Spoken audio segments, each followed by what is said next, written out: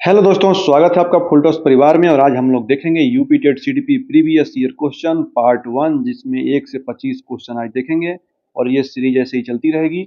तो वीडियो में लास्ट तक से बने रहिएगा। और यूपी टेट के एग्जाम का ऐसा पैटर्न है कि हूबहू क्वेश्चन रिपीट भी होते हैं बहुत सारे, तो आप प्रीवियस ईयर क्वेश्चन को ध्यान से देखते जाइए, मिस न करिएगा। तो चलिए चलते हैं। तो चलिए देखते हैं पहला प्रश्न। पहला है, कोहलर यह सिद्ध करना चाहता था कि सीखना क्या है। 4 ऑप्शन आप देख रहे हैं। एक ऐसी स्थिति जिसमें व्यक्ति पशु से श्रेष्ठ है। ऑप्शन बी देख रहे होंगे, स्वायत्त यादृच्छिक क्रिया। ऑप्शन सी, संज्ञानात्मक समकार्य। और ऑप्शन डी, परिस्थिति के विभिन्न अंगों का प्रत्यक्षीकरण। तो इसमें ऑप्शन आपका सी हो जाएगा। राइट ऑप्शन सी है। अब थोड़ा सा इसका हम एक्सप्लेनेशन देख लेते हैं। कोहलर ने अंतर्दृष्टि और सूझ का प्रतिपादन किया था। ये ध्यान रखिएगा, ये डायरेक्ट क्वेश्चन पूछ देता है। उनके अनुसार सीखना कोई यांत्रिक प्रक्रिया नहीं है, बल्कि एक संज्ञानात्मक संक्राय यानी कॉग्निटिव फंक्शन है, जिसमें व्यक्ति अपनी बुद्धि और सूझ का प्रयोग करता है। ठीक है, तो ये बात ध्यान रखिएगा। कोहलर ने अंतर्दृष्टि एवं सूझ का प्रतिपादन किया था। यूपी टेट में हूबहू ऐसे ही क्वेश्चन देखने को मिल जाते हैं। चलिए अब चलते हैं नेक्स्ट क्वेश्चन की ओर। नेक्स्ट आप देख रहे हैं, किसी भी नई भाषा को सीखना कहाँ से प्रारंभ किया जाना चाहिए। ऑप्शन 4 देख रहे हैं आप लोग यहाँ पे। अक्षरों व शब्दों के मध्य साहचर्य से, वाक्यों के निर्माण से, शब्दों के निर्माण से, या उपयुक्त में से कोई नहीं। तो इसका आंसर जो हो जाएगा वो अक्षरों और शब्दों के मध्य साहचर्य से। अब थोड़ा सा इसका एक्सप्लेनेशन देख लीजिए। किसी भी नई भाषा को सीखने की शुरुआत सबसे पहले अक्षरों द्वारा बनाए गए शब्दों के बीच संबंध से होती है। जब तक बालक अक्षरों को पहचान कर उन्हें शब्दों से नहीं जोड़ेगा, भाषा नहीं सीख सकता। तो स्टार्टिंग हमारी होती ही वहीं से है, जब हम अक्षर बनाते हैं, राइटिंग लिखते हैं। ठीक है, अब चलिए हम लोग चलते हैं नेक्स्ट क्वेश्चन की ओर। नेक्स्ट है, समावेशी कक्षा में किस प्रकार के छात्र शामिल होते हैं।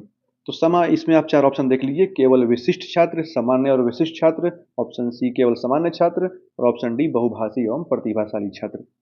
तो इसका ऑप्शन हो जाएगा सामान्य एवं विशिष्ट छात्र। देखिए, समावेशी कक्षा का मतलब है सबको एक समान, किसी बिना भेदभाव के कक्षा संचालित होती है। तो उसमें सामान्य छात्र भी शामिल होंगे, विशिष्ट छात्र भी शामिल होंगे। अब इसमें आप एक्सप्लेनेशन देख रहे हैं नीचे। इसकी व्याख्या में देखिए, समावेशी शिक्षा का अर्थ है बिना किसी भेदभाव के सामान्य बच्चे एवं विशिष्ट बच्चों को एक साथ बैठा के एक ही साथ शिक्षा प्रदान करना है। इसी को हम लोग समावेशी शिक्षा बोलते हैं। ठीक है, अब चलिए हम लोग देखते हैं क्वेश्चन नंबर 4। अधोलिखित में गणित संबंधी अधिगम अक्षमता को कौन सा पद परिभाषित करता है। तो ऑप्शन 4 यहाँ पे देख रहे हैं। नियतता संबंधी दोष, पठन दोष, गणना दोष, या उपयुक्त में से कोई नहीं। तो अधोलिखित में गणित संबंधी अधिगम अक्षमता को पद को परिभाषित कौन करता है? गणना दोष। ठीक है, अब इसका भी व्याख्या देखिए। गणित संबंधी समस्याओं या अक्षमता को डिस्कैलकुलिया या गणना दोष बोलते हैं। तो आप इन इंग्लिश में ध्यान रखिएगा, इसको डिस्कैलकुलिया भी यहाँ पे दे देगा, हिंदी में ही लिखा हुआ। ठीक है, इसमें छात्रों को क्या होती है, गणना करने में परेशानी होती है। ठीक है, ये ध्यान रखिएगा। अब हम लोग देखते हैं क्वेश्चन नंबर 5। समावेशीकरण की सफलता के लिए आवश्यक क्या है। चारों ऑप्शन आप लोग देख लीजिए। क्षमता निर्माण का अभाव, अभिभावक की भागीदारी का न होना, सी है अलगाव, और डी है संवेदनशीलता। तो इसका करेक्ट जो ऑप्शन है वो क्या है? करेक्ट ऑप्शन है डी। समावेशी शिक्षा तभी सफल हो सकती है जब शिक्षकों और समाज में बच्चों के प्रति संवेदनशीलता हो। बच्चों की भिन्नताओं को स्वीकार करना ही इसकी सफलता की कुंजी है। तो संवेदनशीलता जो है वो समावेशीकरण की सफलता के लिए आवश्यक है। ये बात आप लोग ध्यान रखेंगे। चलिए बढ़ते हैं नेक्स्ट क्वेश्चन की ओर। नेक्स्ट है, निम्न में से कौन सा संवेग का तत्व नहीं है। 4 ऑप्शन आप देख रहे होंगे। व्यवहारात्मक, दैहिक, संज्ञानात्मक और संवेदी। तो इसमें जो आप देख रहे हैं संवेदी होता है, ये क्या होता है? संवेग का तत्व नहीं होता है। इसका थोड़ा सा हम व्याख्या कर लेते हैं। संवेग के 3 मुख्य तत्व हैं, व्यवहारात्मक, दैहिक और संज्ञानात्मक। संवेदी तत्व क्या है? वह इंद्रियों से संबंधित है। ठीक है, तो इसका ऑप्शन डी हो जाएगा। अब बढ़ते हैं नेक्स्ट क्वेश्चन की ओर। संज्ञानात्मक क्षेत्र का क्रम देखिए, इसको क्रम से सजाना है। ठीक है, तो इसमें आप ऑप्शन ए देख रहे होंगे, ज्ञान, अनुप्रयोग, प्रयोग, अवबोध, विश्लेषण, संश्लेषण, मूल्यांकन। वैसे ही ऑप्शन बी है, मूल्यांकन, संश्लेषण, विश्लेषण, अनुप्रयोग, अवबोध, ज्ञान। ऑप्शन सी में ज्ञान, अवबोध, फिर अनुप्रयोग, फिर विश्लेषण, संश्लेषण, मूल्यांकन। और ऑप्शन डी में मूल्यांकन, अवबोध, विश्लेषण, संश्लेषण, अनुप्रयोग और ज्ञान। तो चारों ऑप्शन में अगर सही क्रम देखा जाए तो इसका ऑप्शन सी हो जाएगा। सबसे पहले आएगा ज्ञान, फिर अवबोध अंडरस्टैंडिंग, फिर एप्लीकेशन अनुप्रयोग, विश्लेषण, संश्लेषण, और उसके बाद लास्ट में आता है मूल्यांकन। तो सबसे पहले आप करेंगे क्या, इसका पहला याद कर लीजिए ज्ञान, लास्ट में आएगा मूल्यांकन। और ज्ञान के साथ हमेशा अवबोध रहेगा। इस क्रम में याद रखेंगे तो हमेशा याद रहेगा। ठीक है, ये बात हम आप लोग ध्यान रखेंगे। अब चलिए हम थोड़ा सा इसका व्याख्या देख लेते हैं। तो ब्लूम ने संज्ञानात्मक उद्देश्यों को 6 स्तरों में बांटा। अब यहाँ पे सबसे पहले नीचे आप देख रहे होंगे ज्ञान, फिर अवबोध यानी समझ, फिर अनुप्रयोग, विश्लेषण, संश्लेषण और अंत में मूल्यांकन। तो इसी के अकॉर्डिंग आपको ध्यान रखना है। ठीक है, अब बढ़ते हैं हम लोग नेक्स्ट क्वेश्चन की ओर। नेक्स्ट है, निम्नलिखित में से कौन सी अच्छे शिक्षण की विशेषता नहीं है। यहाँ पे ऑप्शन देख लीजिए। स्वेच्छा से जो होता है, जनतांत्रिक, सहानुभूतिपूर्ण और वांछनीय सूचना देने वाला। इसका ऑप्शन ए हो जाएगा, स्वेच्छाचारी। यानी कि एक अच्छा शिक्षण हमेशा जनतांत्रिक और सहानुभूतिपूर्ण होता है, जिसमें शिक्षक में छात्र निष्क्रिय रहते हैं, जो कि उचित नहीं है। ठीक है, तो ऑप्शन में जो स्वेच्छाचारी है विशेषता नहीं है। अब चलिए हम लोग देखते हैं नेक्स्ट क्वेश्चन। 9 है, अभिप्रेरणा का प्रत्याशा सिद्धांत किसने दिया। ऑप्शन 4 आज में देख रहे होंगे, विक्टर ब्रूम, मास्लो, हर्जबर्ग और स्किनर। तो इसका तो क्वेश्चन का ऑप्शन ए हो जाएगा। विक्टर ब्रूम ने अभिप्रेरणा का प्रत्याशा सिद्धांत दिया, यह ध्यान रखिएगा।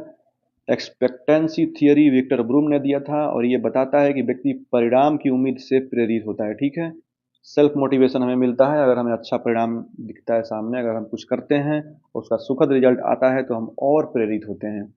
तो अब ध्यान रखेंगे, प्रत्याशा का सिद्धांत किसने दिया, विक्टर ब्रूम ने दिया। ऐसे क्वेश्चन आपको यूपीटेट के एग्जाम में देखने को मिलेंगे। अग्रिम व्यवस्थापक प्रतिमान किस परिवार से संबंधित है। तो इसमें चारों ऑप्शन देख लीजिए। ऑप्शन ए है व्यक्तिक, ऑप्शन बी है सामाजिक अंतःक्रिया, ऑप्शन सी है सूचना प्रक्रियाकरण और ऑप्शन डी है व्यवहार परिमार्जन।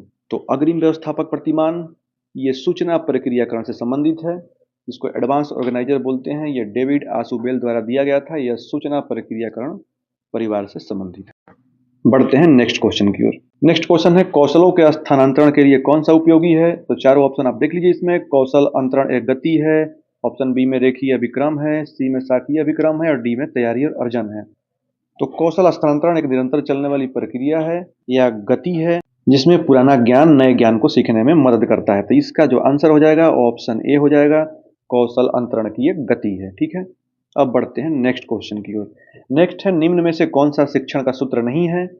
तो चारों ऑप्शन में आप पहला ऑप्शन देखिए, सरल से कठिन की ओर, ऑप्शन बी में अनिश्चित से निश्चित की ओर, ऑप्शन सी में दृश्य से अदृश्य की ओर और ऑप्शन डी में निगमन से आगमन की ओर। तो जो शिक्षण का सूत्र है वो निगमन से आगमन नहीं होता है, आगमन से निगमन होता है। ठीक है, तो शिक्षण के सूत्रों को आगमन से निगमन की ओर होता है, तो ये ऑप्शन डी इसका आंसर सही हो जाएगा।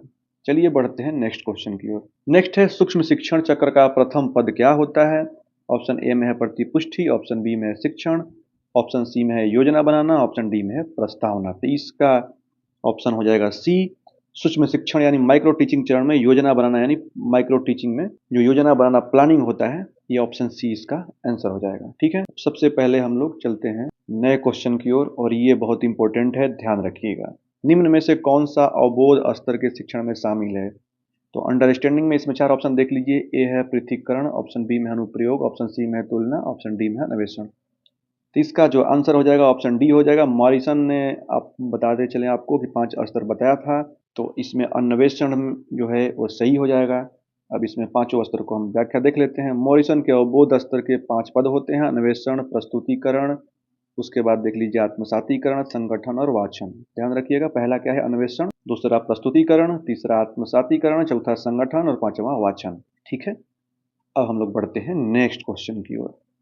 15 नंबर क्वेश्चन देख लीजिए। शैक्षिक सुधारों में प्रभावी विकेंद्रीकरण तभी संभव होगा जब खंड केंद्र की भागीदारी बढ़े, दूसरा स्थानीय व्यक्ति उपलब्ध हो और तीसरा संसाधन मौजूद हो। तो इसमें कौन सा आपको सही लग रहा है। तो ऑप्शन 1, 2, 3 ये तीनों सही है। आप ध्यान रखिएगा, खंड केंद्रों की भागीदारी बढ़नी चाहिए, स्थानीय व्यक्ति उपलब्ध होना चाहिए और संसाधन मौजूद हो, तभी आपका शैक्षिक सुधारों में प्रभावी विकेंद्रीकरण होगा। तो इसका ऑप्शन जो है वो डी हो जाएगा। शिक्षा में विकेंद्रीकरण को सफल बनाने के लिए अस्थायी केंद्रों की भागीदारी, योग्य व्यक्तियों की उपलब्धता और पर्याप्त सामग्री, ये तीनों अनिवार्य है। ठीक है, बढ़ते हैं नेक्स्ट स्लाइड में। क्वेश्चन नंबर 16 देखते हैं। किसी ने नाम लेकर बुलाया, छात्र किस संवेदना द्वारा अनुक्रिया प्रकट करेगा। ठीक है, तो इसमें 4 ऑप्शन देख रहे हैं। दृष्टि संवेदना, स्पर्श संवेदना, ध्वनि संवेदना और प्रत्यक्षात्मक संवेदना। चारों ऑप्शन आप देख लीजिए। चारों ऑप्शन में ऑप्शन सी सही हो जाएगा, ध्वनि संवेदना।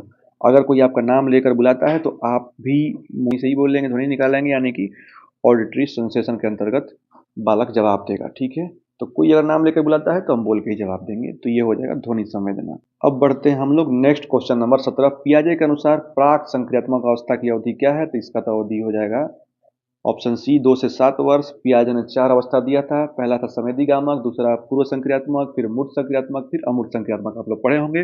तो प्राक संक्रियात्मक जिसको प्री ऑपरेशनल बोलते हैं, तो संवेदीगामक के बाद पूर्व संक्रियात्मक जिसको प्री ऑपरेशनल है 2 से 7 वर्ष आती है।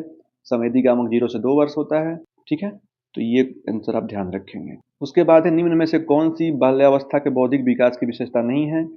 चारों ऑप्शन आप देख लीजिए एक बार। भविष्य की योजना की सूझबूझ, ऑप्शन बी में काल्पनिक कथाओं में अधिक रुचि, ऑप्शन सी में बढ़ती हुई तार्किक शक्ति और ऑप्शन डी में काल्पनिक भयों का अंत। तो इसका जो है वह आंसर हो जाएगा ऑप्शन ए। भविष्य की योजना की सूझबूझ जो है वो बाल्यावस्था के बौद्धिक विकास की विशेषता नहीं है। ठीक है, अब चलते हैं हम लोग नेक्स्ट क्वेश्चन की ओर। क्वेश्चन नंबर 19 देख रहे हैं। इनमें से कौन मनोवैज्ञानिक भाषा विकास से संबंधित नहीं है? तो मनोवैज्ञानिक इनमें से कौन कौन नहीं है, चारों ऑप्शन देख लीजिए। पावलोव, बिने, चोम्स्की और मास्लो। तो नोम चोम्स्की जो हैं ये बच्चों को भाषा सिखाने के लिए लैड डिवाइस का उपयोग इन्होंने बताया था। बाकी तो ये मनोवैज्ञानिक लोग हैं, बिने, मास्लो। ठीक है, ये भाषा के विकास में नोम चोम्स्की थे। तो इन्होंने ही भाषा के विकास को, जिसमें बोलते हैं कि लर्निंग एक्विजिशन डिवाइस, इन्होंने ही आविष्कार किया था। ठीक है, तो मनोवैज्ञानिक भाषा विकास से संबंधित कौन है? तो नोम चोम्स्की हैं। बाकी पावलोव, बिने और मास्लो ये नहीं है। ठीक है, और ये हिंदी में भी आप देखेंगे तो नोम चोम्स्की का क्वेश्चन बहुत पूछता है, लैड एक्विजिशन डिवाइस। उसके बाद आप पढ़े होंगे LSRW, जिसमें से लिसनिंग, रीड, उसके बाद स्पीकिंग, रीडिंग और राइटिंग। तो ये लैड एक्विजिशन डिवाइस का जब सबसे पहले हम लिखना चालू करते हैं, फिर बोलना, फिर सबसे पहले लिसनिंग, सुनना, फिर स्पीकिंग, फिर रीडिंग और फिर राइटिंग। ठीक है, तो ये ध्यान रखिएगा, LSRW। ठीक है, अब हम लोग बढ़ते हैं नेक्स्ट क्वेश्चन पे। नेक्स्ट है, थॉर्नडाइक ने अपने सिद्धांत को किस शीर्षक से सिद्ध किया? तो चार ऑप्शनों में से आप देख लीजिए। संज्ञानात्मक अधिगम के प्रयास एवं भूल, संकेत अधिगम, अस्थायी अधिगम, तो अब स्थान अधिगम। तो ऑप्शन ये बहुत ही इंपॉर्टेंट क्वेश्चन है, आप ध्यान दीजिएगा। थॉर्नडाइक ने अधिगम के प्रयास एवं भूल, प्रयास एवं त्रुटि, ये सब थॉर्नडाइक का है, इसको भूलना नहीं है। ट्रायल एंड एरर, ये अक्सर पूछा जाता है यूपी टेट के एग्जाम में। नेक्स्ट देखते हैं, गैंग एज यानी गिरोह की अवस्था, ये कई बार आया है यूपी टेट में, तो इसका ध्यान देंगे। 8 से 10 वर्ष एवं समाजीकरण, यही है गिरोह एज, इसमें समाजीकरण की प्रक्रिया का महत्वपूर्ण चरण है। तो 8 से 10 वर्ष आप ध्यान रखेंगे। अब बढ़ते हैं हम लोग क्वेश्चन नंबर 22। पियाजे के अनुसार संज्ञानात्मक विकास की तृतीय अवस्था कौन सी है? तो हमने 4 अवस्था आपको बताया था। सबसे पहले संवेदीगामक, फिर पूर्व संक्रियात्मक, फिर मूर्त संक्रियात्मक और फिर औपचारिक यानी कि अमूर्त संक्रियात्मक। तो संवेदीगामक क्या था? 0 से 2 वर्ष। ऐसे ही पूर्व संक्रियात्मक 2 से 7 वर्ष, फिर 7 से 11 वर्ष और फिर 11 से प्लस वर्ष। ये चारों अवस्था है।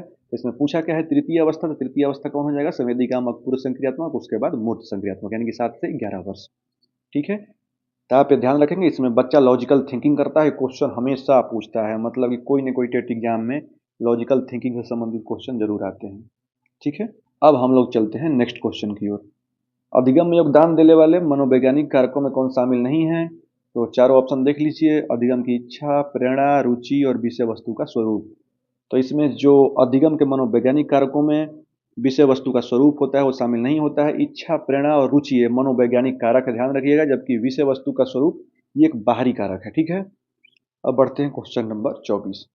तो जो निम्न में से सामाजिक मूल्य कौन सा है? चारों ऑप्शन में आप देख रहे होंगे। सहायता परक व्यवहार, प्राथमिक लक्ष्य, मूल प्रवृत्ति और आक्रामकता की आवश्यकता।